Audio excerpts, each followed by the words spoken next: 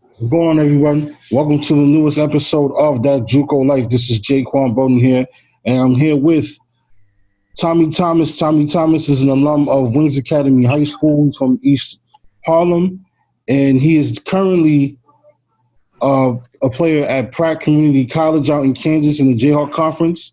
Had a solid freshman season, good freshman season, averaged 10 points a game, 18 points a game per 40 minutes shooting. And he's here to talk about his first year at Pratt. So, Tommy, how's it going? How's everything? First, I wanted to say appreciate for bringing me up on the show. That's a lot. I love your show. I appreciate it. And I'm doing good. I'm doing pretty good. All right, man. Great to hear that, man. So let's start things off with your high school career. First time I seen you play was at Hype City event at Westinghouse.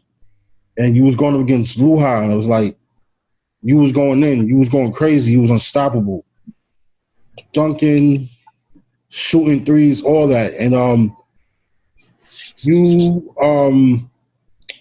I was wondering, where myself and other media people was wondering, like, was there any offers and stuff like that? And you had a great senior season at Wings.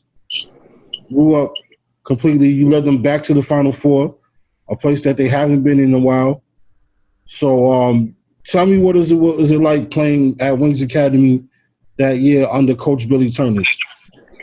What it was like playing under Bill that year, it was tough, but it was a lot of fun into it because he unlocked a couple of habits. He broke a couple of bad habits I had that I didn't know I have. So it was fun that year. And he put me in the mold where it was like do or die. Like, I had to go out there and get it and stop trying to wait for somebody to bring it to me. So it was an exciting year. That was actually my funnest year I had Wings. Senior year. It's probably the best year I had Wings. Sounds good. So you played with Muhammadu Namaga, who was actually a teammate your first year at Pratt. So what was that like? I know he's no longer at Pratt. He's moved on to State Fair. What was that like playing with him at Pratt? It was great. It was like we automatically clicked because we played 4 years together in high school. So once me and him got on the court, it was like we knew how we tried to play. He knew when I was going to cut. I knew when he was going to shoot. So it was like perfect. It was like a good connection that we had, and it brought everybody else up on the team. So it was good. Right. So let's talk about the recruiting. Like, what was your recruitment like? You was really on the rise that senior year at Wings. What was your recruitment like, and how did the decision to go to Pratt come about? Coming into my senior year, I ain't have no offers to nowhere, no D1s, no JUCOs. So I came in with a chip on my shoulder for sure. And then the first offer I picked up was actually Pratt, because I spoke to a good man, a wise mentor. His name Rebel. He had connected me to Pratt, and that's when I had spoke to my coach, Sean Flynn. And right off the bat, we was like connecting, and he was showing me love that the other coaches wasn't showing me, because I had probably 2 other schools in the Jayhawk Conference, or probably 1 other school. I had Kobe's Community College. Okay. And I believe, I wanted to say I could have went to Seward, but I'm not sure. But he was showing me a lot of love. He was texting me every day, making sure I was good. He was coming down to see me. He was working me out down here. So he showed a lot of love, and that pushed me to trust him with my career, and for him to trust me to come there. So he invested a lot of time into me. So I appreciate that. That's why I went to Pratt. Right. So just go over, how is it like playing in the Jayhawk Conference? And a lot of New York City players playing there, of course, but it's a really tough environment and conference to be playing in. So, tell me what it's like. It's tough. It's tough. You gotta bring it every night, or they're gonna run right over you. You gotta show toughness every night. You gotta go out there with the chip on your shoulder, that you're not gonna let nobody push you around. Because if they sniff out weakness, they're gonna expose you, definitely, for sure. Right. Especially in that man-to-man, they're gonna expose you for sure. So it's tough, but it's also fun too. Because once you get the adjustment to it, you start having fun with it. Right. Because you get used to the pace and the customs of it. But it's tough though, for real. Right. Right. I mean, thanks for saying that.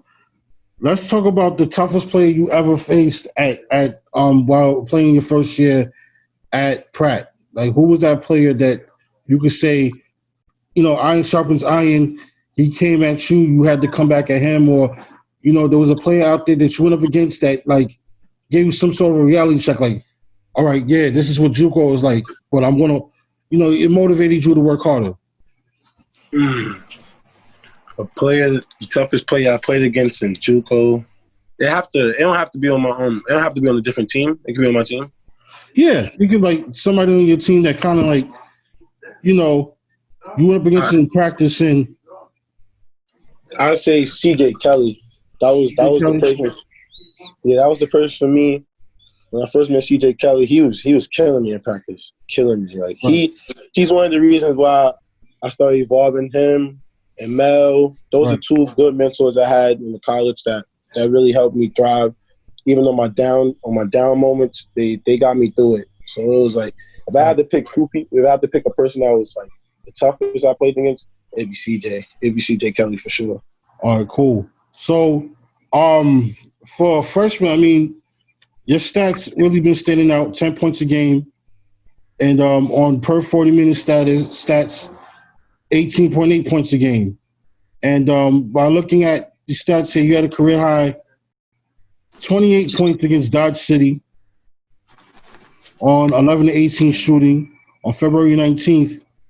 2 points of there's games where you've been shooting 55, 50 to 60% per in the game, and that's a great record for a freshman. That's amazing right there. So like, what's your like, what's the motivation going into these games? When your name gets called to start, give you the green light. Like, what's your motivation? Like, how do you approach the game? Each game that you're going to. My motivation is I got a chip on my shoulder. I got a lot of people that I dedicate my basketball career to. So when I come into these games, I start off in the locker room. I say my prayers and I do my stretches and I just pray and I just. What have you been working on during this pandemic to get you ready for year two? Oh, I've been working on everything around the ball, like my conditioning, my strength, my dribbling. So I've been working on everything all around the ball because I know when my name get called again, I'm going to be on a bigger stage, and I know I'm going to have to bring something to the table now. Being in my second year of college, I got to be more of a leader instead of like looking up and following others. I got to be the one leading and showing examples. So I've been working hard around the ball, making sure everything is on point for when I come back. I can be sharper, quicker, stronger. So I've been working. The work is there. All right, it sounds good. So, moving forward, let's talk about the academic component of attending the JUCO. Like, talk about the academic advantages. How's it been like for you academically while attending Pratt? It's been good.